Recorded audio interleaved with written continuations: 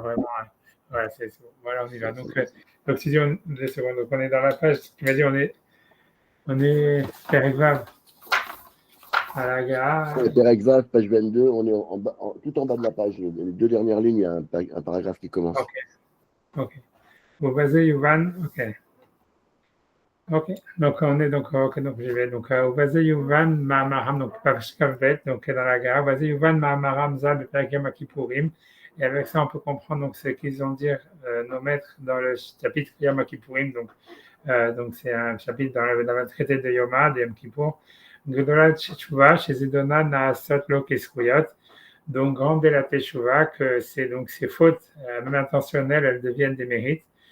Chez Nehemar, parce que le verset dit Uvreshuv Racha Mirisho Vasa Mishpat Uzdaka Alem Hu Yehye. Donc, puisque le verset dans Yecheskel, il dit, et lorsque le rachat il va revenir de sa richoute, de sa culpabilité, de son mal, qu'on va dire, et il va faire la justice et la droiture, Alem ou Yechie, sur elle, il va vivre. Et donc, le Talmud, dans Yoma, il explique, sur elle, il va vivre, c'est pas la justice et la droiture, mais c'est sur les fautes qu'il a fait avant. Et donc, c'est ça ce qu'il veut dire. Donc ça, c'est ce que l'Agmara dit. Et donc, lui, il demande la question, ça veut dire, c'est-à-dire que donc, le rachat, en réalité, il vit avec, c'est-à-dire c'est les mérites. Donc, c'est de là où l'Agmara déduit que les fautes, elles deviennent des mérites. Et donc, lui, il demande quelle est la preuve du verset. Ça veut dire pourquoi est-ce que le Talmud dans Yoma, il explique que sur elle, il va vivre. Ça veut dire les fautes qu'il a fait précédemment et pas la justice et la droiture. C'est la question. C'est ce qu'il demande, de dire donc a priori, il n'y a pas de preuve du verset, puisque le verset, a priori, il peut très bien dire Alem, qui est donc le pronom, il peut facilement revenir à expliquer Mishpat et Tzedaka, donc la justice et la droiture, et pas la richout, même en plus, c'est plus logique de penser que, enfin bref, moi je ne vais pas épiloguer, à cause du pluriel, le pluriel, il est a priori, il serait plus logique de l'interpréter sur la justice et la droiture que sur la richout, qui est un singulier. Okay. Donc bref, donc on dit que donc la preuve n'est pas claire.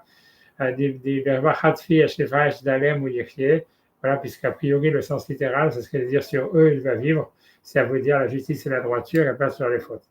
Que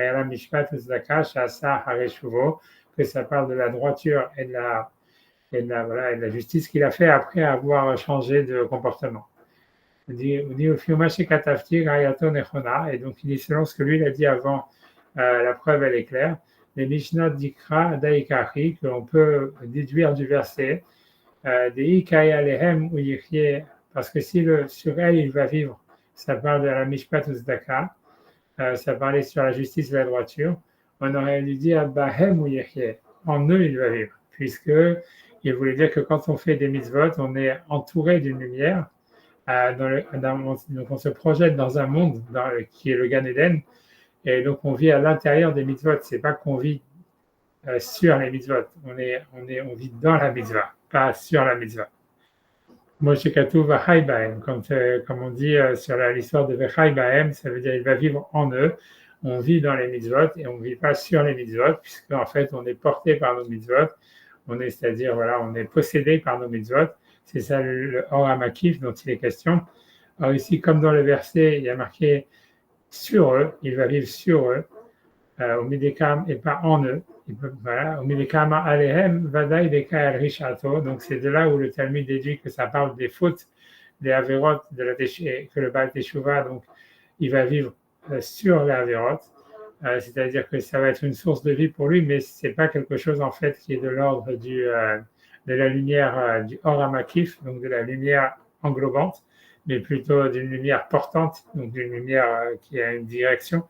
La notable à Kodmim et ses fautes donc, qui étaient précédentes, Shalidé Teshuvato, qui est pas grâce à Teshuvah, Bazivat Maasav Arishonim, en abandonnant ses actions anciennes, Soto Harkar Mishpat Tzedaka, et en faisant ensuite la Mishpat et la Tzedaka, c'est-à-dire la droiture et la justice, Ema Yid Gabru al Maasav Arishonim, donc ils vont se renforcer, c'est-à-dire que ça veut dire ces mitzvot qu'il va faire dans lesquels ils vont créer une lumière englobante, et ils vont en fait convertir, ou ils vont subjuguer les actions premières qu'il avait faites, la force d'âme pour les transformer, les skhuyot, en des mérites, le chaye olam et une vie éternelle.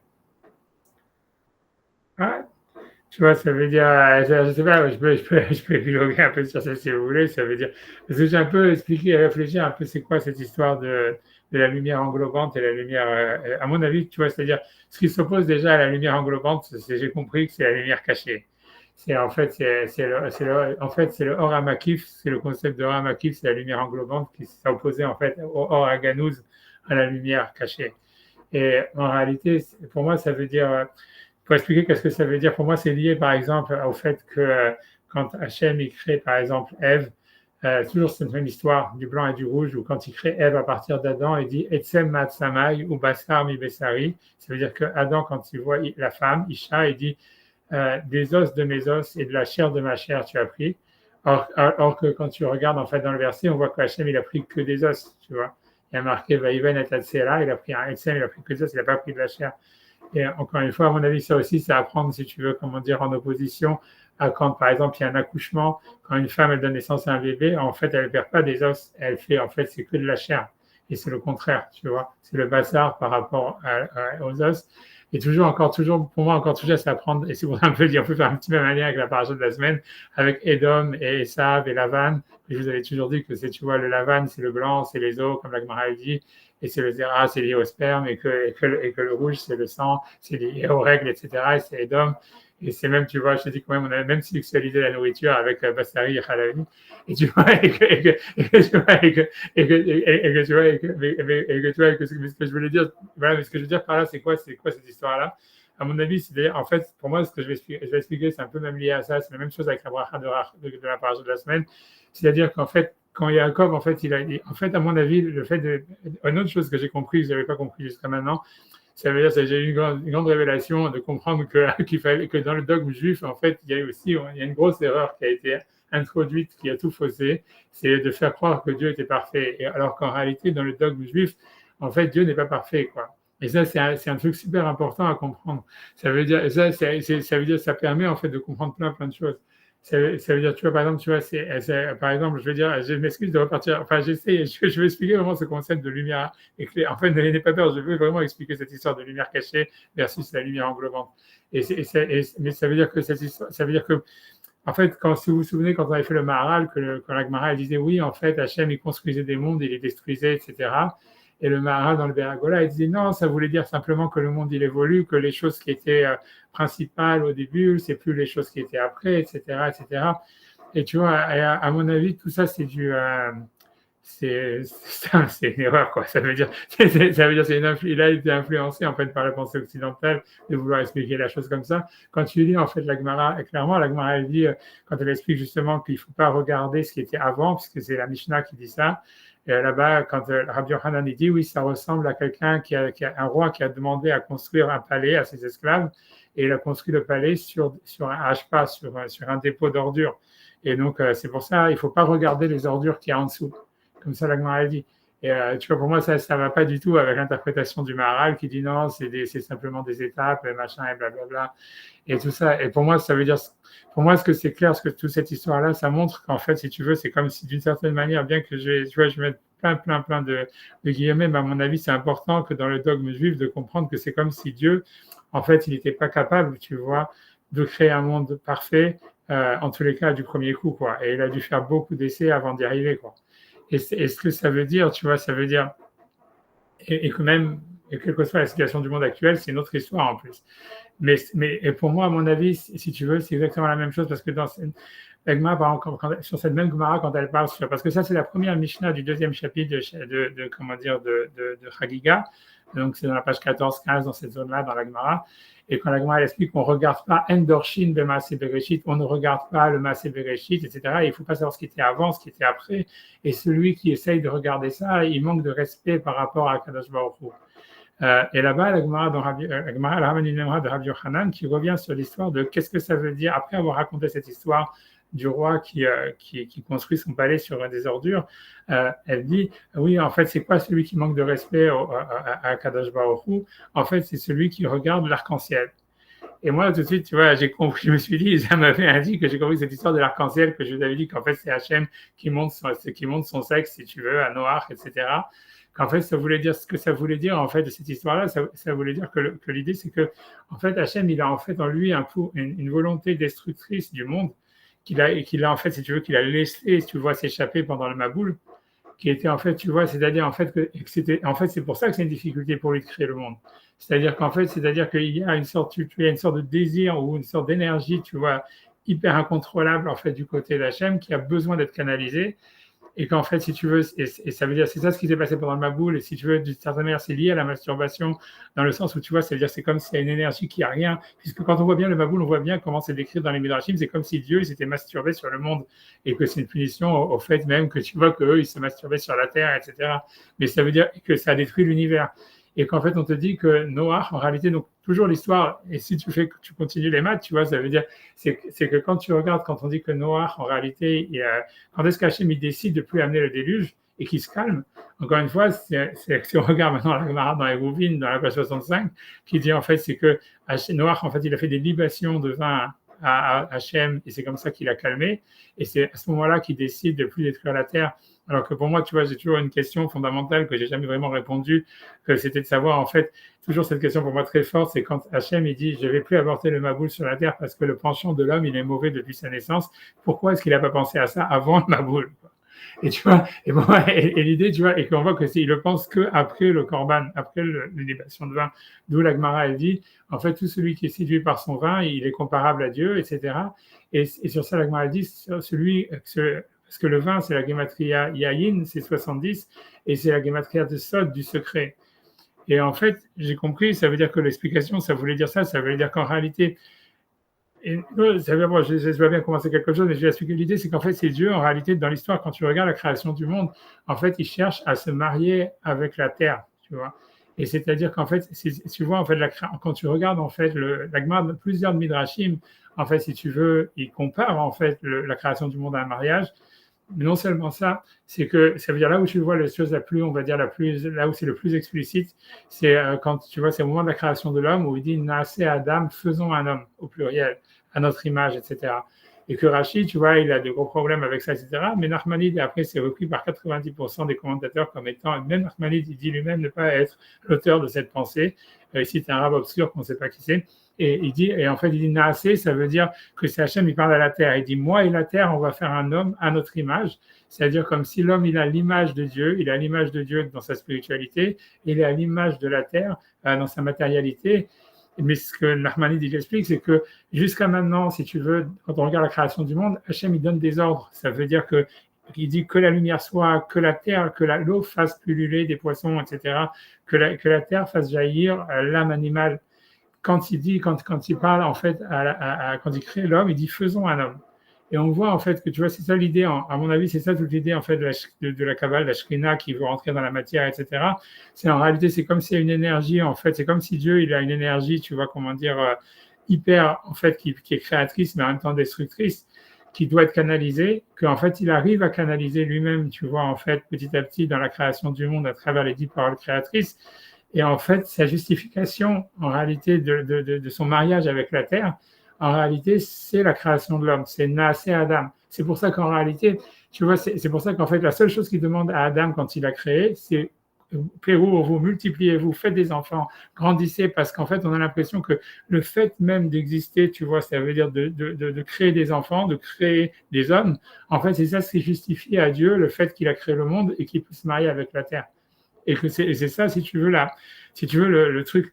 Maintenant, pourquoi quel rapport avec tout ce que je vous dis? C'est parce que, en fait, l'idée de tout ça, c'est ce qui attire, en fait, Dieu dans le monde, dans la matière. Et en fait, ce que je voulais dire aussi, ce qui est clair aussi, ce que je n'avais pas compris avant, c'est que la création de Ève, en disant, il a pris une partie de moi, etc., en fait, c'est une allégorie de Dieu qui crée le monde à travers lui-même, tu vois. Ça veut dire que Dieu, il a pris une partie de lui-même, il a ouvert toute cette allégorie de l'homme, tu vois, de la création de Ève par rapport à...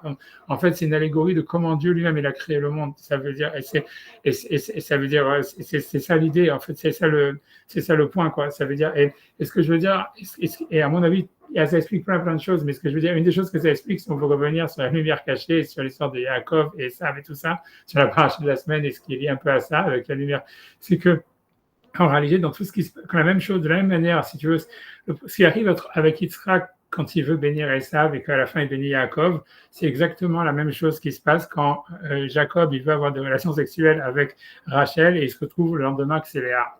Et ça veut dire, qu'est-ce que ça veut dire, tu vois? Ça veut dire, l'idée, c'est qu'en fait, c'est comme si en fait Yitzhak lui voulait bénir Esav, c'est-à-dire qu'en fait, ce qui attire Dieu, Yitzhak, c'est une allégorie de Dieu, c'est ce qui attire Dieu dans le monde de la matière, en réalité, c'est la lumière cachée qu'il y a dans la matière.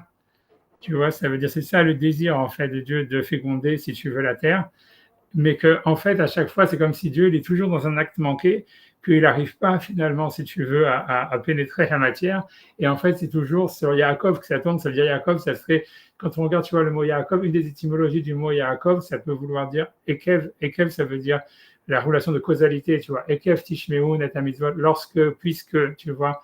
Ekev, ça veut dire, ça peut vouloir dire, c'est la relation causale, ça peut être la relation causale, mais ça veut dire en fait qu'il rentre dans le monde de la rationalité, ça veut dire qu'il arrive finalement, en fait, lui voudrait pénétrer la matière et que finalement, si tu veux, c'est toujours un acte manqué et finalement, il pénètre que le monde et que de la spiritualité du verbe, tu vois, c'est-à-dire grosso modo qu'il n'arrive pas, si tu veux, à s'unifier à, comment dire, à la si tu veux, voilà, il y a quelque chose qui manque, quoi. Ça veut dire, c'est la même chose que Yaakov qui veut, en fait, qui est attiré pour ça qu'il aime Rachel, que c'est l'idée, c'est la lumière cachée qu'il y a dans la matière. Et la lumière cachée qu'il y a dans la matière, c'est justement, c'est ça l'histoire du vin qu'il y a dans les corbanotes, etc. Ça veut dire le secret qui est dans le vin, qui est dans les corbanotes. En fait, c'est justement, c'est que la lumière cachée qu'il y a dans la matière, c'est qu'elle vient de Dieu lui-même, tu vois, c'est qu'elle est l'os d'Hachem. Et donc, elle a en elle-même une sorte c'est le Etzem Ma'atzama, et c'est la lumière cachée. Enfin, la lumière cachée, elle est que ça vient de Dieu lui-même.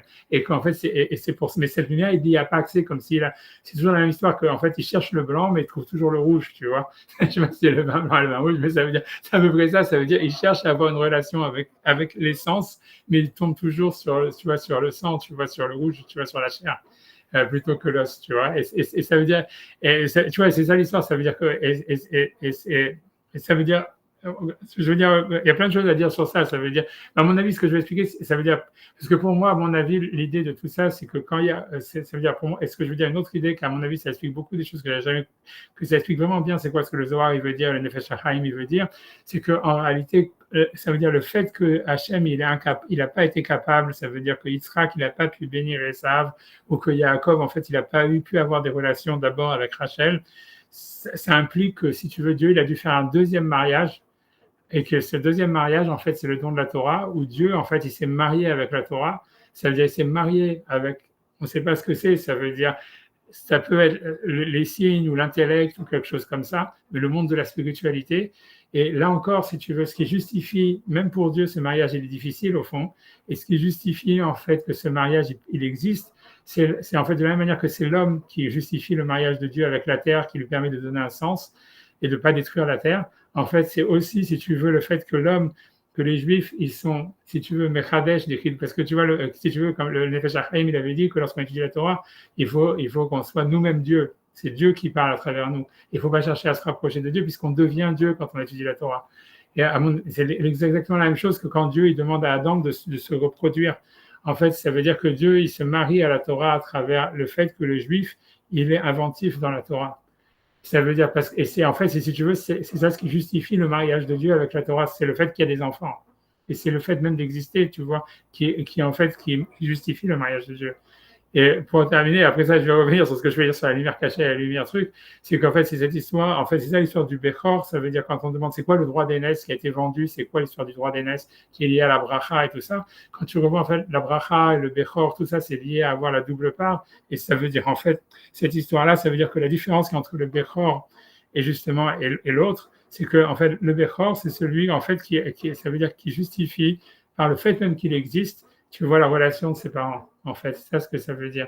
Ça veut dire que si tu veux, c'est ça ce qu'Hachem, en créant Adam, Hachem, il peut se marier avec la terre.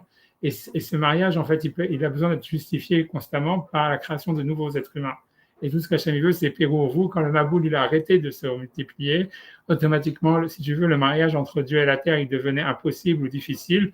et ça a entraîné, tu vois, voilà, le Maboul, etc., parce qu'en fait, c'est comme si Hachem, il a besoin de canaliser son énergie dans sa relation à la terre, etc., et c'est l'homme par le fait qu'il existe, en fait, qui, si tu veux, qui canalise cette énergie par le fait qui justifie ce mariage. Mais c'est la même chose dans la Torah, c'est-à-dire que Dieu, en fait, il a une relation difficile avec la Torah parce que c'est pour lui en fait quelque chose en fait si tu veux, qui l'oblige à canaliser si tu veux son énergie, etc.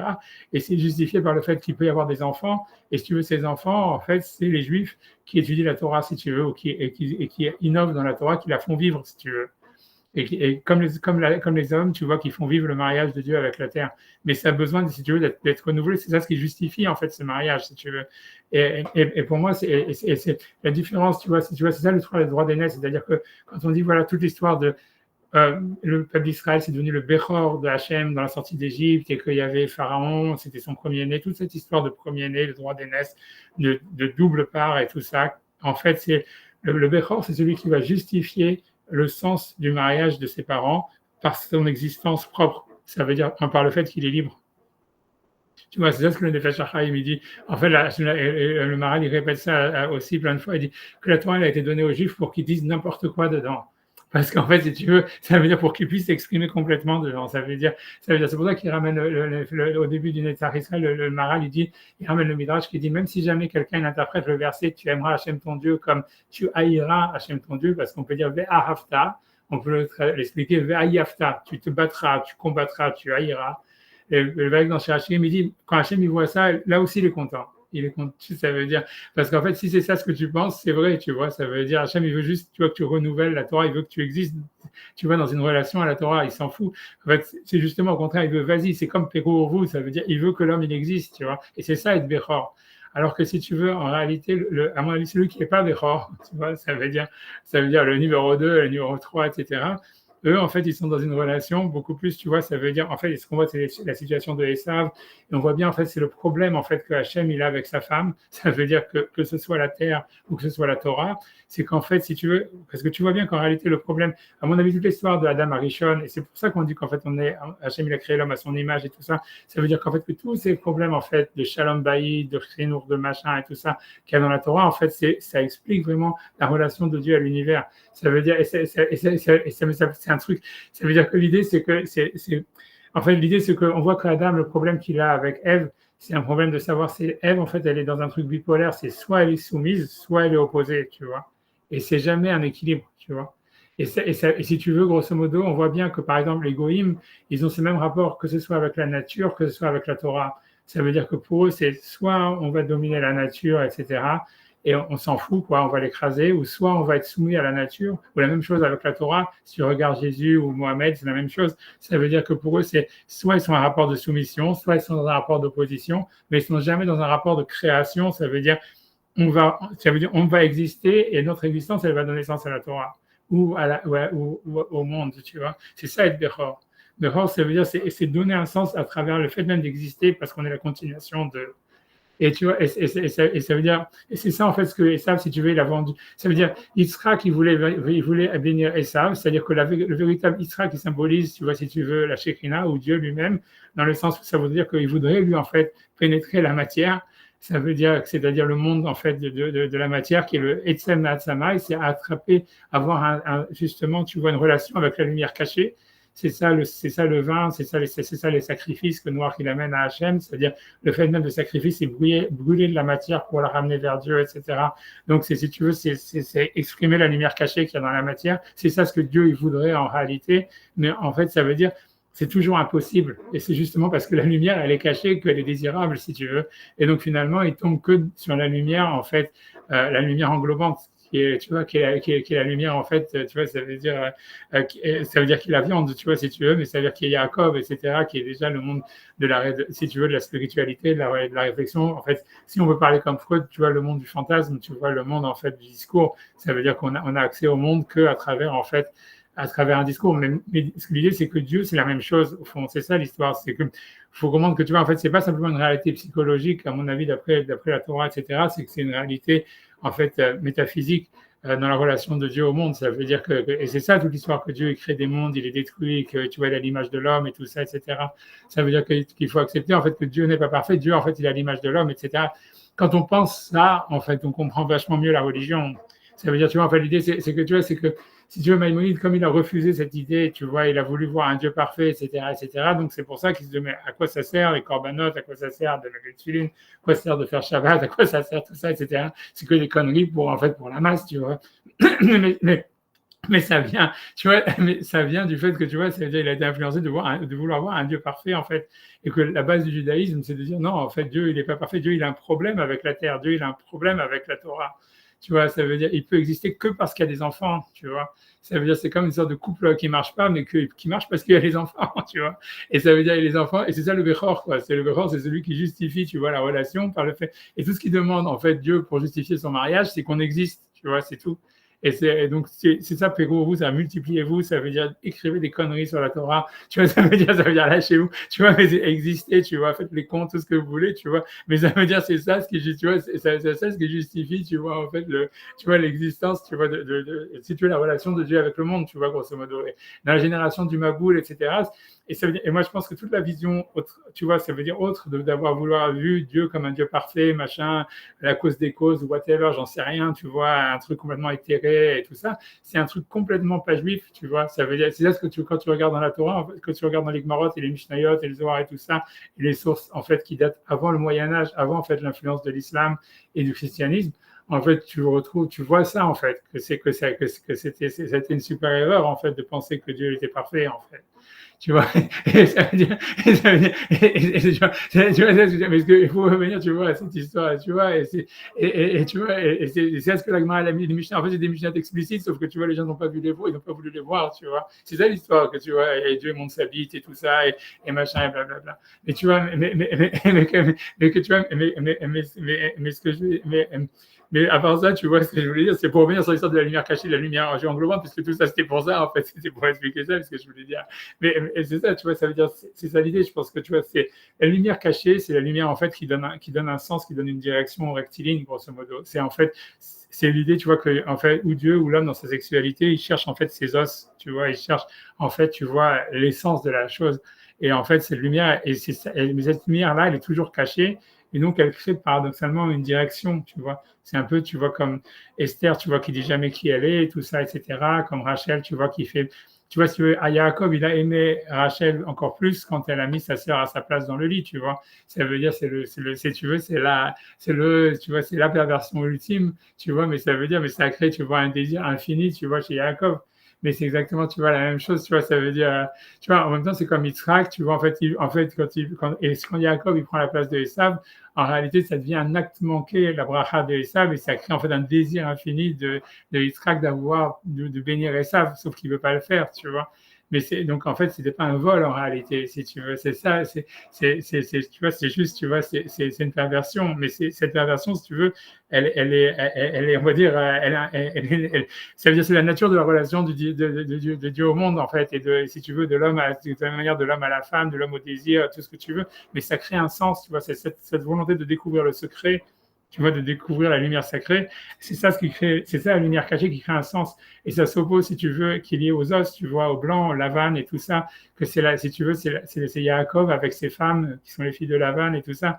Ça veut dire, tu vois, qui cherche, tu vois, comment dire, tu vois, comment dire, à rechercher en fait l'essence des choses, etc., mais qui lui échappe constamment, tu vois. Et ça donne un sens. Et d'un autre côté, tu vois, ça veut dire la lumière, l'or à Makif qui l'explique. Tu vois, en fait, c'est à mon avis, cette histoire du Makif, c'est beaucoup lié, en fait, justement, tu vois, au fait que le monde de la matière, en fait, il tourne en rond. C'est comme c'est décrit dans Qohélet, c'est quelque chose qui tourne en rond, qui revient toujours à zéro, etc. En fait, tu vois, qui est englobant, mais qui n'a pas de sens, tu vois. Et voilà, et ça, c'est, on va dire, c'est l'autre type, on va dire, je sais pas, ça serait l'autre type de lumière qui est plus lié à la chair, qui est lié à Esav et qui est lié à tout ça, tu vois, parce qu'on dit, tu vois, ça veut dire qu'il tourne en rond. Et ce que je veux dire, c'est ça, c'est pour revenir à ce que lui il disait, et tu vois, pour expliquer ce dans l'histoire de la Tchouva qui est Alem Yirchie, Bahem Yirchie, ça veut dire vivre sur les mitzvot ou dans les mitzvot. Ce qui veut dire par là, c'est que, en fait, lui, il voulait dire que la mishpat et la tzedaka, ça veut dire le tzaddik, s'il n'a pas fait des fautes, et qui fait juste les mitzvot, il est englobé dans les mitzvot. Donc il est pris dans quelque chose, dans un monde, dans le Gan Eden et tout ça, mais ça ne donne pas nécessairement une direction ou un sens à sa vie, quoi, quelque chose comme ça. Tu vois, ce qui va donner un sens à sa vie, etc., c'est les actes manqués, quoi, c'est les avérotes, etc., qui sont en fait, tu vois, qui deviennent en fait créateurs de sens parce que c'était la lumière cachée qu'on cherchait, tu vois, dans la matière. Après que, tu vois, on les a transformés en mitzvot ou en averot, etc. Tu vois ce que je veux dire? Ouais, whatever, tu vois. Je sais ce que je veux dire, mais bon, whatever, c'est mon hidouche. Hein. Je pense que c'est lié, je pense que voilà, je sais pas si je veux dire quelque chose sur ça, je sais pas. Tu penses, bon, a priori, c'est encore un truc explosif. Ouais, mais moi, je suis tout à fait sûr de ce que je dis. J'ai compris. Non, certainement, mais c'est difficile en toute logique de penser, si tu veux, que ça c'est clairement, hein, que Dieu peut créer enfin, qu'il est imparfait. Et je sais pas, il semblerait que quelqu'un d'imparfait a du mal à créer lui-même, quoi. Bon, alors je sais pas, c'est un peu, bon, je sais pas, est-ce que quelqu'un d'imparfait, bon, je sais pas, ou alors on parle, à mon avis, on parle du super programme, on parle de quelque chose d'autre, mais ça paraît difficile quand même, enfin, ce que tu à concevoir. Hein. Je comprends quelqu'un comme Maïmonide, en termes de logique, etc. Ça dérange parce que tu te dis finalement que tu te débats, tu es en train de te débattre comme ça dans ta vie pour obéir à quelqu'un ou en tout cas il te conseille des trucs, mais lui-même il se débat, quoi. Tu comprends, c'est comme un père avec ses gosses. Bon, je sais, c'est peut-être plus fort, non, mais c'est peut-être beaucoup plus fort. Je veux dire que quelqu'un te parle, qui s'est lui-même débattu et qui te donne une direction, ça t'aide à trouver une direction. C'est à ta ressemblance. C'est vrai que ça peut être peut-être plus fort que quelqu'un qui est absolument parfait et donc inaccessible et donc avec lequel, je veux dire, on glisse complètement. S'il ressemble, s'il a des traits humains quelque part, enfin humains dans le sens imperfection, à ce moment-là, on va dire oui, il y a une relation de sens qui peut se faire certainement plus profond. Bon, ça c'est première réflexion. Deuxième réflexion. Tu penses vraiment qu'il n'y a que le biais de la perversion comme ça pour rechercher, on va dire, une relation et un sens? Je pense que c'est toutes les perversions. Je pense qu'à partir du moment où on est dans le monde de l'action, on est dans la perversion. Tu vois, c'est-à-dire que, en fait, tu vois, c'est comme quand tu vas là où on le voit le plus simplement, c'est quand on dans les Hidushei Torah, si tu veux. C'est-à-dire que quand on dit voilà, on va être inventif dans l'étude de la Torah et que c'est ça a priori le sens du don de la Torah. En fait, on voit bien. En fait, ça veut dire, c'est sûr que si quelqu'un dit juste des conneries, tu vois, ça veut dire la perversion. Elle devient perversion juste parce qu'elle est justement à la recherche de la vérité cachée.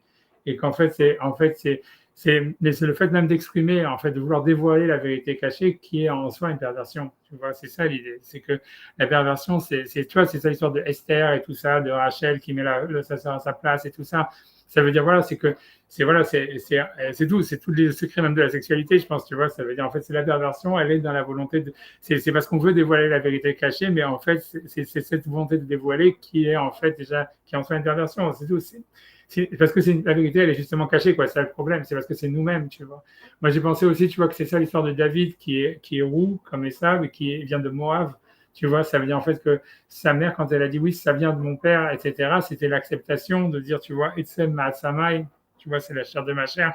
Et une fois, c'est comme si tu veux, c'est comme si une fois qu'il y a plus de vérité cachée, tu vois, il reste plus que du dévoilement, tu vois. Et c'était ça l'histoire de David. Ça veut dire c'est le dévoilement ultime, comme si en fait, tu vois, il y a une acceptation, tu vois. Ça veut dire le fond du fond, ça serait de dire que en fait, si on arrive, c'est-à-dire si on voit plus de vérité cachée dans le dévoilement de Dieu dans la matière.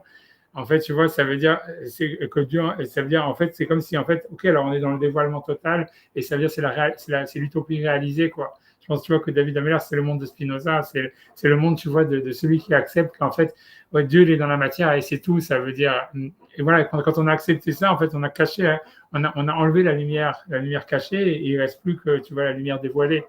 Mais en fait, c'est le monde, tu vois, c'est le monde de l'utopie réalisée, c'est le monde messianique. Mais voilà, mais c'est pas le monde dans lequel on est en réalité. Tu vois, l'erreur de Spinoza, c'est si tu veux d'avoir vu ce monde alors qu'on n'y est pas encore. Tu vois, c'est-à-dire, ça veut dire, on n'est pas dans l'éternité, on n'a pas une conscience de l'éternité. Pour nous, la lumière, elle va se cacher. Tu vois, un jour peut-être qu'elle sera. Tu vois, c'est ça l'histoire de David, c'est ça l'histoire du Mashiach. C'est qu'en fait, il y a peut-être un moment où on pourra dire non.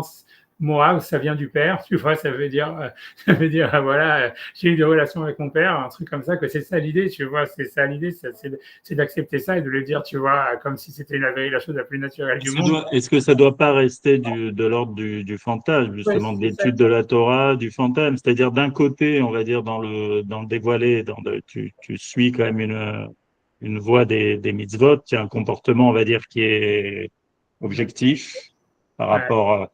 Et ensuite, dans le monde de l'étude, où effectivement, tu te rapproches de Dieu, où tu es Dieu toi-même, etc. Donc, à ce moment-là, on est dans le monde du fantasme et c'est quelque chose. Et c'est une vérité, en quelque sorte. En fait, peut-être, comme on avait dit, quelque chose de beaucoup plus fort encore que l'action elle-même. Et à ce moment-là, effectivement, ça permet.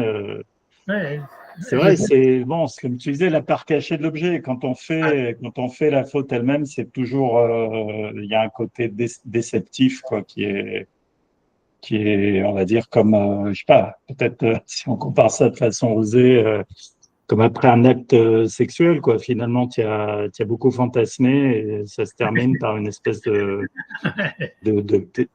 on n'a pas un sentiment d'extase, mais de petite mort, quoi. Donc, peut-être, je sais pas, on peut mettre les choses en parallèle, je sais pas. ça veut dire ça. Non, non, je sais pas. J'ai l'impression, en tout cas, moi, ce que je veux dire, c'est que, à mon avis, c'était pas écrit d'avance cette histoire. Moi, je pense, en tout cas, ce qui s'est, pour revenir sur la paracha de la semaine, tu vois, mais c'est-à-dire, à mon avis, ce qui s'est passé, l'enjeu de la vente de la Bechora, c'est ça la vente du droit d'aînesse, quoi. C'est-à-dire que normalement, en fait, si tu veux, jusqu'à la vente du droit d'aînesse, qu'à mon avis, ça symbolise le don de la Torah, où, en fait, si tu veux, Hachem, il a proposé la Torah à tout le monde et ils ont refusé. Il n'y a que Yaakov qui a accepté. Tu vois qu'en fait, à mon avis, c'est ça l'histoire de la vente du droit d'aînesse. Ça veut dire accepter, tu vois, ça veut dire. Jacob, en fait, on lui a proposé en dernier la Torah, quoi, grosso modo, selon le Midrash. Et ça veut dire, tu vois, et même si on se fait le passage qui dit, tu vois, mais l'idée, donc, ça veut dire. Mais ça veut dire, voilà, ce que je veux dire, c'est créer un monde, tu vois, où en fait, où Dieu, en fait, il est obligé de créer une deuxième réalité, tu vois, à part la réalité de la terrestre, de la matière, dans laquelle il se révèle, c'est aussi la Torah, où a priori c'est le monde de l'information. C'est très difficile de comprendre en fait qu'est-ce que c'est la Torah, mais ça veut dire tu vois, c'est un code ou c'est quelque chose, tu vois, c'est a priori qui est encore pré-matière, tu vois, mais qui est une réalité au fond, tu vois, qui est une réalité peut-être plus réelle que la matière. Mais en fait, ça veut dire c'est-à-dire Dieu en fait il a dû se réunifier avec la Torah en fait on va dire par pis-aller parce qu'en fait il n'arrivait pas en fait à se réunifier avec la matière on va dire de manière directe, quoi. D'où l'idée, tu vois, c'est comme. Ouais, ça pose un problème parce que pourquoi il ferait ça qu'avec les Juifs? Pourquoi il choisit un seul peuple pour la Torah? C'est ça le problème. Ouais, C'est je pas pense logique.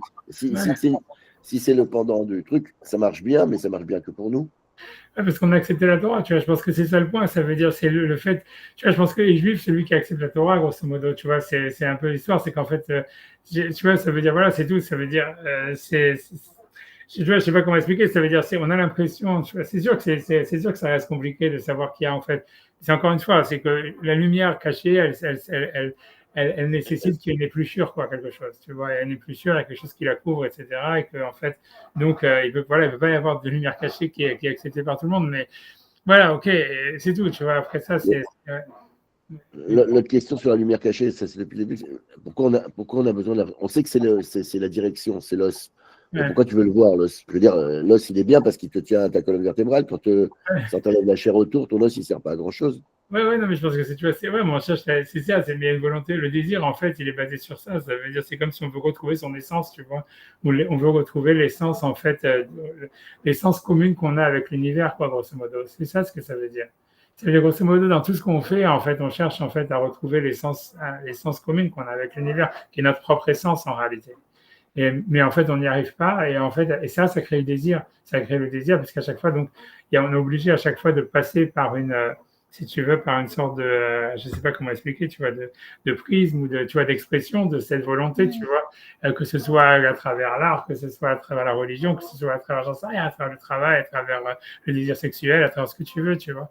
Mais ça veut dire, c'est en fait, c'est justement, c'est vouloir retourner vers l'essence, tu vois, qui nous lie à l'univers, tu vois, qui est l'essence. Et en fait, c'est Dieu, il a ce même problème. L'idée, c'est qu'on a l'impression de la Torah, c'est quand on dit que l'homme, il a été créé à son image, ça veut dire que Dieu, il a cette même volonté, quoi, c'est le même désir, et que l'homme, en fait, et ce désir, il peut être très destructeur, tu vois, pour la chose qui est, tu vois, parce que c'est ça le maboul en réalité. Ça veut dire, ça veut dire ce désir en fait de pénétrer la matière, de retrouver à son essence, etc., de faire un avec lui-même. En réalité, s'il n'est pas canalisé par les actions des hommes, etc., ou justifié par l'existence d'un premier-né et tout ça, en fait, c'est destructeur. Tu vois, ça peut être destructeur. En tout cas, c'est une violence que Dieu il est obligé de s'infliger en réalité pour laisser le monde exister. Est-ce qu'on peut dire que le Tzimtzum, ça aurait en fait quelque part enlevé ce côté parfait de Dieu, ça l'aurait. Est-ce qu'on peut dire que, je veux dire, une fois qu'il est sorti de lui-même quelque part, ça a créé un déséquilibre fondamental comme ça qui fait que il y a une mais ça veut dire que c'est ça le Simpson. Ça veut dire en fait c'est ça l'idée. Ça veut dire en fait c'est l'imperfection de Dieu grosso modo. C'est tout. Tu vois là. Est-ce qu'elle est créée, est-ce que le truc, mais pourquoi tu vois c'est ce que la Mishnah a dit. On ne peut pas comprendre ce qui était avant la création du monde, mais on voit bien que la Mishnah a dit la raison pour laquelle il ne faut pas réfléchir à ce que Dieu était avant la création du monde, c'est parce qu'en fait c'est un manque de respect par rapport à lui. Et ça veut dire grosso modo qu'il n'est pas parfait. S'il était merveilleux, tu vois, donc ça serait quelque chose, tu vois, qu'il faudrait au contraire, tu vois, le plus tu comprends, le mieux tu vois, etc. Ça veut dire qu'en fait, non, tu vois, ça veut dire, c'est pas que gratuitement, il était parfait, tout ça, machin, il a créé le monde, tu vois, parce on ne sait pas pourquoi. Ouais, c'est extrêmement profond parce que cette recherche, si tu veux, de l'origine, finalement, ça nous entraîne, on va dire, vers des territoires assez obscurs, quoi. Ça entraîne voilà, vers la faute, elle entraîne un certain chaos, un retour. Donc, il y a une dialectique comme ça où on est forcément, on va dire, attiré vers la faute. C'est pour ça qu'il y a cette relation quand on dit qu'on est sujet comme ça, où on est tenté, il faut aller étudier la Torah, c'est le seul remède, etc. C'est la seule façon de vivre, on va dire, de vivre le fantasme, quoi, quelque part. Bon, sauf qu'on n'a pas, évidemment, comme on a l'esprit, on va dire, je ne sais pas, trop formaté, on n'a pas le sentiment. Je ne sais pas, peut-être effectivement, si, quand même, dans le Talmud, etc., on recense quand même beaucoup les fautes et les turpitudes de l'individu, quoi. Ouais, c'est ça. Mais ce que je veux dire, tu vois, c'est que en tout cas, ce qui est sûr, c'est que toute cette histoire du Dieu parfait, du machin, tout ça, ça a été en fait vraiment un. Tu vois, ça m'a mis du temps à comprendre, tu vois, de ça. Tu vois, ça, pour moi, c'était comme une sorte de révélation tu vois, c'est seulement en discutant avec quelqu'un, mais c'est-à-dire, le truc, c'est que quand tu enlèves cette idée, que tu comprends, en fait, c'est quelque chose qui est une influence tardive, en fait, et du christianisme ou de l'islam, ou quelque chose qui est pas du tout ni dans la Mishnah, en fait, ni dans la Gemara, ni rien, tu vois, et en fait, ça change complètement l'histoire, tu vois, ça fait un sens déjà. Ouais. C'est comme si Dieu il a besoin de nous. Et tu comprends quand même que ça fait très idolâtre. Ouais, mais ouais. Très idolâtre, parce que bon, déjà, on a l'habitude de se foutre de la gueule des idoles, comme ça, les entités, et dire. Et parfois, tout le dialogue d'Élie avec les prêtres de Baal, c'est souligner les imperfections des dieux qui servent, quoi, quelque part. Ouais. Je suis d'accord, c'est pour ça. En fait, il y a 50 000 trucs comme ça, mais. Non, c'est sûr qu'en fait, tu vois, mais c'est ça ce que tu vois que les gens ils ont critiqué sur Maïmonide quand il a, ça veut dire en fait la non-corporalité de Dieu, en fait, tu vois, c'est-à-dire en fait elle n'est pas explicite dans la Torah ni rien du tout, tu vois, ça veut dire après ça, tu vois, ça veut dire alors c'est tu vois, parce qu'au contraire, tu vois, c'est pour ça que quand Maïmonide il a dit Dieu il n'a pas de corps, ça a été vu comme quelque chose, tu vois, de révolutionnaire, tu vois, en fait, à son époque. Et c'était ça, tu vois, c'était une des choses, tu vois, pour lesquelles, en fait, tu vois, beaucoup on a brûlé ses livres, etc. Puisque tout le monde disait, mais dans le Tanakh, et c'est pour ça qu'il est obligé de dire, oui, mais ces versets, c'est des allégories, tu vois, mais après ça, tu vas dire, ok, Shabbat aussi, c'est une allégorie, et j'en sais rien, tu vois. Et c'est ce que les réformes, ils ont dit après, tu vois, mais ça veut dire l'idée, c'est que voilà, c'est au fond du fond, ça veut dire, c'est vrai qu'en fait, tu vois, c'est-à-dire, tu vois, c'est Maïmonide qui a, tu vois, et c'est pas que Maïmonide, je vais pas pointer le doigt parce qu'il y a des auteurs avant lui, mais ça veut dire, il y a eu, en fait, si tu veux, une volonté, tu vois, de rationaliser, tu vois, ça veut dire Dieu, tu vois, c'est-à-dire depuis le début, qui a commencé, je sais pas quand, mais après le Talmud, tu vois, ça veut dire, et ça veut dire on a voulu commencer à donner un sens, etc. Et en fait, ça commence avec le début du Moyen-Âge, tu vois, ça veut dire au 7e, au 8e siècle, etc. Mais en réalité, quand tu vois et on comprend pourquoi, parce que c'est clair que tu vois, en fait, on voit bien que la Torah, elle pense qu'il y a du sens, tu vois, ça veut dire que le monde de la raison, c'est le monde, et blablabla. Comme on voit, Ekev, Yaakov, ça veut dire en fait causalité, rationalité, etc. Mais ça veut dire au fond, mais ça a été quand même une trahison en fait du judaïsme, tu vois, ça a été, si tu veux, tu vois, ça a été quelque chose, en fait, c'est quelque chose qui est porteur, qui est créateur de connaissances, de pensées comme ça, etc. Mais on peut pas, c'est indéniable, ça veut dire, mais au fond du fond, il y a quand même, ça veut dire, et en fait, c'est comme si la Torah, tu vois, elle dit, voilà, Dieu, il s'est marié avec la Torah, c'est marié avec le monde si tu veux, de la raison, tu vois, parce que la Torah, en fait, c'est quand même, quoi qu'il en soit, c'est raisonné, c'est un discours, tu vois, c'est une histoire. On ne peut pas dire vraiment, tu vois, même si on va dire n'importe quoi, l'idée, c'est qu'il faut que ça ait un sens, tu vois, il faut que, tu vois, ça veut dire que, tu vois, quand un pixel, il faut que ça soit lié à la raison, tu vois, ça veut dire à des preuves, des contre-preuves, tu vois, un raisonnement quelconque, etc. Ça, tu vois, donc, en fait, Dieu, il s'est marié avec la raison et s'est marié avec les lois de la nature. Donc, c'est clair qu'il s'exprime à travers ça, mais au fond, la réalité, au fond, c'est qu'un mariage, tu vois. C'est un mariage qui est justifié par l'action de l'homme. Et c'est-à-dire que l'homme, en fait, ce qu'il a à faire, c'est à vivre, justement, à féconder. Et sûrement la manière qu'il a de féconder et la terre et la Torah, c'est par la raison. Mais n'empêche que, tu vois, c'est que ça, c'est que l'existence de l'homme, c'est pas Dieu, tu vois. Tu vois, Dieu, en fait, c'est un mec qui amène le déluge, c'est un mec qui se masturbe et qui a du mal, tu vois, et qui a besoin que Noah vienne le calmer. Et tu vois, tout ça, c'est des passages d'Agmara explicites, tu vois. Ça veut dire, c'est pas, tu vois, ça veut dire, tu vois, c'est pas une invention que moi j'ai faite. En fait, tu vois, en fait, c'est les auteurs du Moyen-Âge, tu vois, quand qu'ils ont voulu, si tu veux, à chaque fois dire que ces passages-là, c'est des allégories, en fait, à mon avis, ils ont trahi le sens de la Torah. Ils sont arrivés après à une absurdité grande en disant, mais à quoi ça sert les mitzvot et tout ça. Et ils sont obligés de dire, ouais, non, c'est une truc de connerie pour la masse ou des choses comme ça, on ne peut pas comprendre ou des trucs pareils. Alors qu'en réalité, tu vois, si tu dis non, mais en fait, si tu veux, voilà, c'est grosso modo quand la génération du déluge se masturbait, en fait, c'est ça ce qui a entraîné que, comme Dieu, il se réunifie au monde à travers l'action de l'homme, donc lui aussi, ça lui donne envie de se masturber. Quand il se masturbe, ben, ça fait ça. Alors, au moins, tu vois, ça fait un sens, tu vas dire pourquoi ça serait pas super de se masturber, tu vois. Tu vois, ça veut dire, tu vois, ça veut dire, c'est un sens complètement débile, mais entre parenthèses, la masturbation, tu jettes ta semence à terre, c'est une volonté de féconder la terre. exactement, c'est ça l'histoire. Mais c'est l'idée, c'est qu'on voit bien qu'en fait, comme dans les 10 commandements, c'est l'histoire du tsinsum. Ça veut dire, en fait, c'est graduel. Ça veut dire que Dieu, en fait, il voulait, c'est ça l'histoire, c'est sortir quelque chose de soi pour pouvoir se marier avec, tu vois. Et ça veut dire, en fait, il a voulu créer comme une sorte d'altérité, mais à travers lui-même. Et en fait, pour lui, le début, c'est très difficile. Tu vois, c'est une violence qui s'impose. Et que tu vois, jusqu'à ce qu'il arrive à Naasé Adam, tu vois, c'est qu'au début, tu vois, il dit que la lumière soit, c'est des impératifs, que la terre fasse sortir l'âme de la vie, que l'eau fasse pulluler les poissons. Et c'est quand il arrive à faisons un homme, ça veut dire, en fait, il se marie avec la terre, tu vois, en disant, maintenant, je deal avec la terre d'égal à égal. Tu vois, ça veut dire, et c'est ça son but, c'est ça, tu vois, c'est ça ce qu'il veut, tu vois, au fond, mais c'est dur pour lui, tu vois, c'est comme un mec, c'est comme si Hachem, en fait, c'est un mec qui a des grands de Shalom quoi, tu vois, ça veut dire, et que les enfants, tu vois, si tu vois, ils sont là pour essayer de justifier le mariage, et en fait, et tu vois, tu vois, le Bechor, il est là, tu vois, il a la même chose c'est le même problème qu'il a Dieu avec le monde, avec le monde de la matière, il l'a aussi avec la Torah, c'est pour ça qu'il y a les 10 commandements qui sont, en fait, tu vois, où il est obligé de se rapprocher, parce qu'à la fin, il arrive, ne sois pas jaloux, tu vois, ça commence, je suis Hachem, ton Dieu, qui t'a fait sortir d'Égypte, et tout ça, etc. Tu vois, c'est un Dieu, tu vois, complètement, tu vois, au-dessus, et petit, j'essaie de faire la dernière mitzvah, c'est ne sois pas jaloux de la maison de ton ami, tu vois. Ça veut dire, tu vois, tu vois, c'est un truc, tu vois, c'est comme si Hachem, tu lui dis, ok, tu vois, voilà, une petite connerie, tu vois, t'as vu la Lamborghini de l'autre, ne bave pas, tu vois, ça veut dire, voilà, et maintenant, tu vois, c'est ça, comme ça que je m'exprime, tu vois, dans ma relation avec toi, tu vois, alors que c'est un truc complètement con, tu vois, ça veut dire,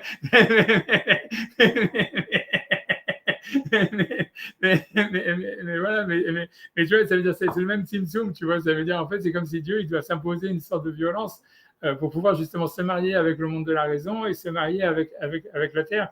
Et que cette violence, et que donc, en fait, nous, c'est sûr qu'en tant qu'être humain, en tant que juif, on doit féconder la terre, on doit féconder le monde de la raison. Et donc, ça se passe à travers la rationalité. Et donc, ça veut dire, c'est comme dans l'optique que Dieu est parfait ou que l'univers est parfait, etc. Mais en fait, il faut comprendre, tu vois, en fait, que ça, c'est simplement, c'est pas vrai, en fait. Ça veut dire, tu veux, c'est la vision de la Torah de Dieu, c'est la vision de la terre de Dieu. Mais en fait, Dieu, en fait, il n'est pas ça. Et la Torah, et en fait, si tu veux, la Torah, grosso modo, quand elle nous parle de tout ça, la création de l'homme, le Beth Amikdash, tous ces machins-là, la Shoah, ce que tu veux, tu vois, elle nous montre que c'est pas ça. tu vois, que pour Dieu, en fait, c'est super dur de supporter les Juifs, tu vois, c'est super dur tu vois, de pas faire des catastrophes, tu vois, il a besoin, tu vois, d'être complètement apaisé, tu vois. C'est comme dans l'histoire qu'on a vu, les Yerushalmi, qu'on a vu la dernière fois, quand Hachem, que le Rabbamoudi dit, ne juge pas aujourd'hui, ne juge pas aujourd'hui, ne juge pas aujourd'hui. Juste, tu vois, ça veut dire, tu vois, c'est que t'es obligé, tu vois, tu vois, c'est parce qu'en fait, et c'est pas que lui, tu vois, il est méchant, ni quoi que ce soit, c'est qu'en fait, tu vois, il a du mal à se contrôler, grosso modo, c'est ça l'histoire, tu vois. Tu vois, ça veut dire, tu vois, et c'est ce qu'on te dit, c'est ce que l'Agma te dit explicitement, que Noir, c'est comme il a apporté des corbanotes avec du vin et tout ça, qu'il a réussi à calmer Dieu et qu'il a dit, ok, j'amènerai plus jamais le Maboul, je n'ai plus jamais détruire l'univers comme je l'ai fait avant. Tu vois, c'est un truc, tu vois, c'est qu'il avait besoin, tu vois, ça veut dire comme s'il a besoin et tu vois, il a besoin, et nous, en fait, en tant que Bécor, en tant qu'enfant de tout ça, tu vois, on a une responsabilité, tu vois, tu vois, si tu veux, de gérer la situation quelque part, tu vois, ça veut dire, et c'est vrai qu'en fait, mais si tu veux dire, en fait, il est heureux, ça veut dire grosso modo quand juste, tu vois, quand on existe au fond, tu vois, donc ce qu'il veut, il y a en même temps une grande liberté là-dedans, tu vois, ça veut dire, c'est comme si Dieu, il a du mal à se marier avec la Torah, il a du mal à se marier avec le monde, avec la matière, il existe à travers les lois de la nature, à travers les lois de la Torah, etc. Mais en fait, au fond, ce qu'il veut, c'est l'existence de l'homme, tu vois. Et d'où l'existence de l'homme. Donc, tu vois qu'en fait, dans le judaïsme aussi, tu vois, personne n'est parfait, tu vois. Ça veut dire, on ne te demande pas la perfection non plus. On te demande, tu vois, juste, tu vois, de naviguer dans tu vois, dans ce repère orthonormé que c'est les lois de la Torah et les lois de la nature. Et tu vois, tu vois que tu galère et Dieu, il est content, tu vois. Ça veut dire parce que il veut que tu existes, tu vois. Il veut pas des robots. Il veut des mecs, tu vois, qui sont inventifs, qui font des conneries. Tu vois, tant que c'est pas on a l'impression que c'est tant que c'est pas des grosses conneries, tu vois ce que je veux dire. Tu vois, c'est-à-dire que tu vois l'histoire, tu vois, c'est comme si, tu vois, c'est, ouais, grosso modo, mais je pense qu'on a l'impression qu'il veut qu'on existe, tu vois. C'est ça, multipliez-vous, croissez, multipliez-vous, et comme il dit le Midrash, comme il dit le Zohar, quand tu étudies la Torah, tu deviens Dieu. C'est nous les enfants, hein. Il a Ça, exactement le même comportement que nous avec nos enfants, quoi.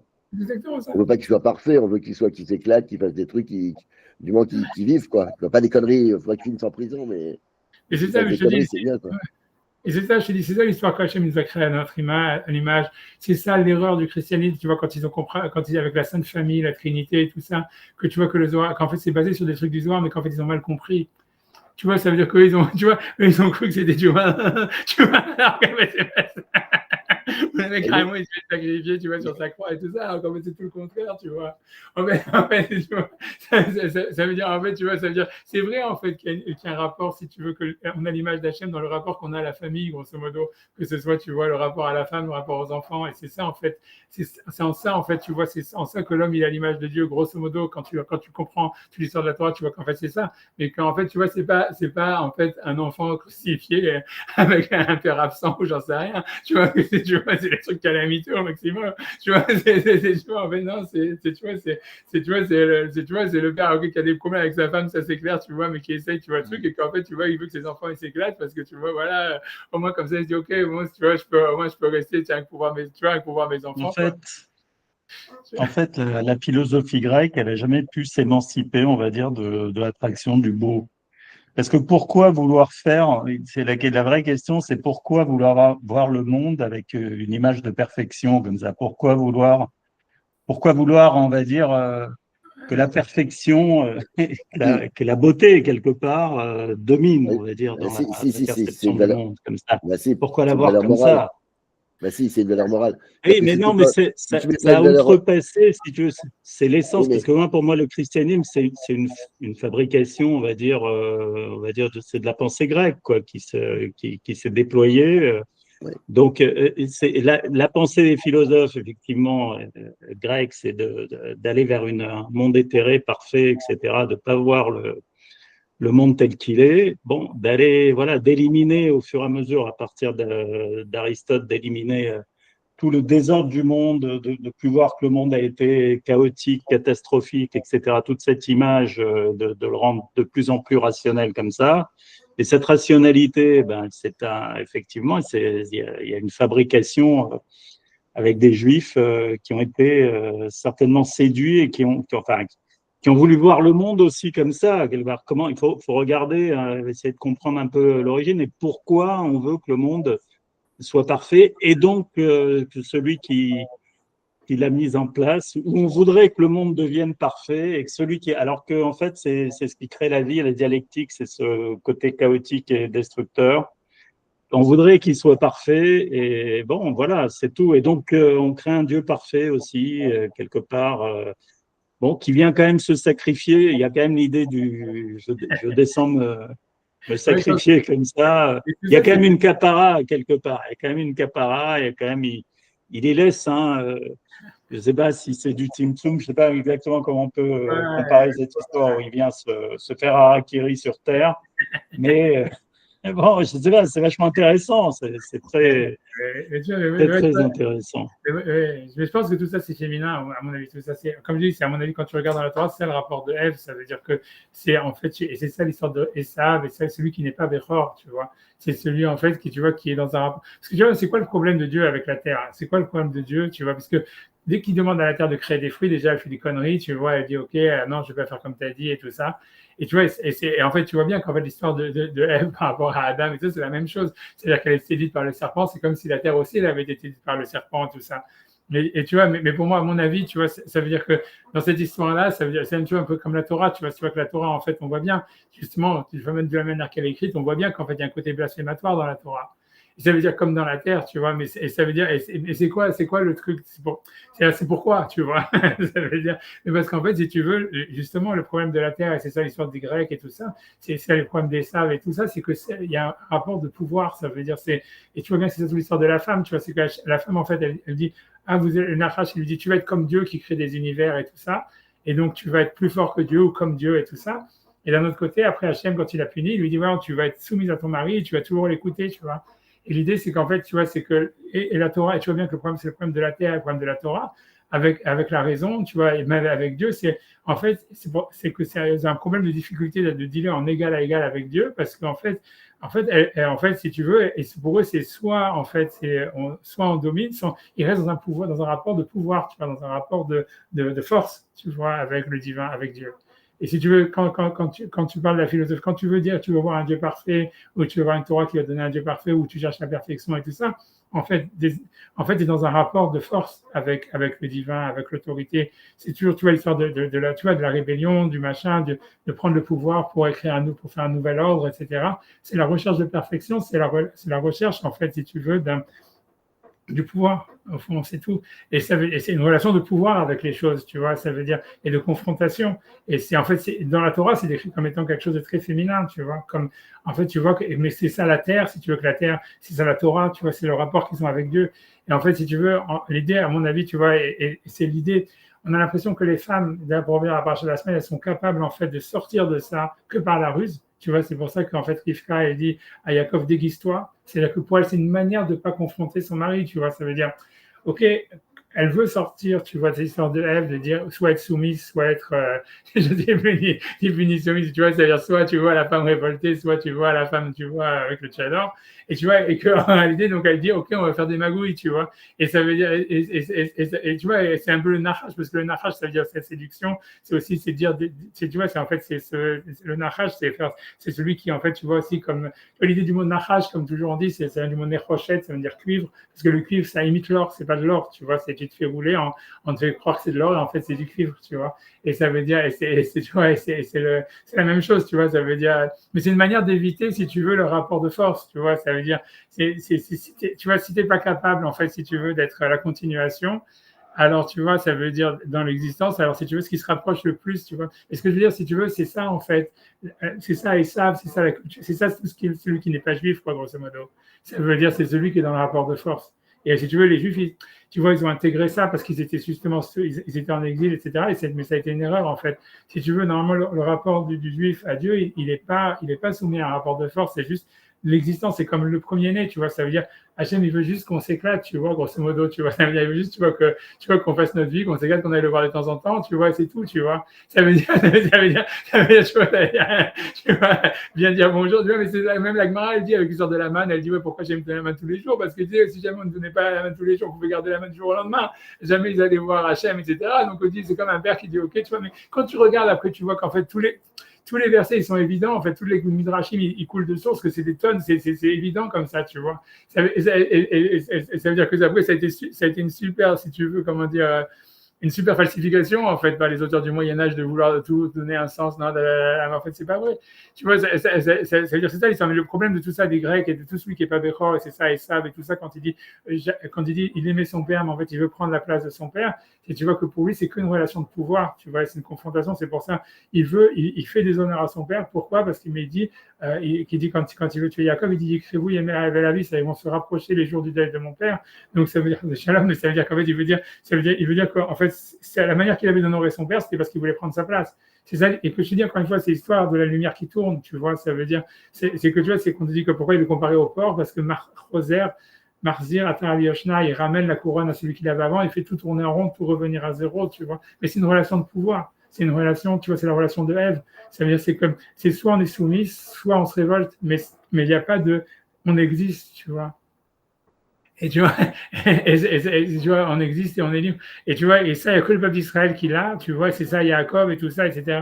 Et c'est la lumière cachée, en fait. Tu vois, ça veut dire, tu vois, c'est une volonté, tu vois, c'est une volonté, en fait, tu vois, ça veut dire, et de garder sa lumière cachée, en même temps de la rechercher, tu vois, ce rapport dialectique, tu vois, la lumière cachée, que, en fait, que Dieu, il est dans la matière, tu vois. Je te dis, c'est ce que Spinoza, il a révélé au Goy, tu vois. Je pense que tu vois que ça a été un gros truc, tu vois. Mais alors, tu vois, mais qu'en fait, il y a une erreur dans le fait où, tu vois, en fait, c'est dialectique. Le problème, c'est que c'est pas qu'on pense qu'on est Dieu et donc maintenant on fait ce qu'on veut. Tu vois, ça veut dire, on est Dieu dans sa relation. Et Dieu, il a une relation difficile avec l'univers, etc. Et nous, on doit continuer, si tu veux, on doit exister dans cette relation et tu vois, on a une responsabilité par rapport à ça, etc. Voilà, tu vois, j'ai essayé de parler parce que je suis allé à la chute. Je suis désolé, j'espère que je n'ai pas trop saoulé avec ça, mais je pense que c'est intéressant comme idée. Je pense que c'est quelque chose à réfléchir. En tous les cas, moi, ça a été pour moi une grande révélation d'avoir pensé ça. On est d'accord, c'est game changer complètement. Ouais, ouais, complètement. C'est notre façon de voir le monde. Mais c'est vrai que ça tombe tellement en place quand tu l'as dit. Tout le reste, ça répond à tellement de questions. C'est incroyable. D'emblée, tu dis, mais si Dieu il est tellement parfait, pourquoi il ne fait pas un monde parfait? Pourquoi il nous embête à qu'on doit faire des tchouvas et des machins? Fais un truc parfait tout de suite. Ben non, tu ne peux pas. C'est ça qui est. Bon, voilà. Non, c'est génial. Merci. Merci, c'est un bon chemin. Continuer parce que c'est tellement explosif. Là, tu vas pas t'en sortir comme ça.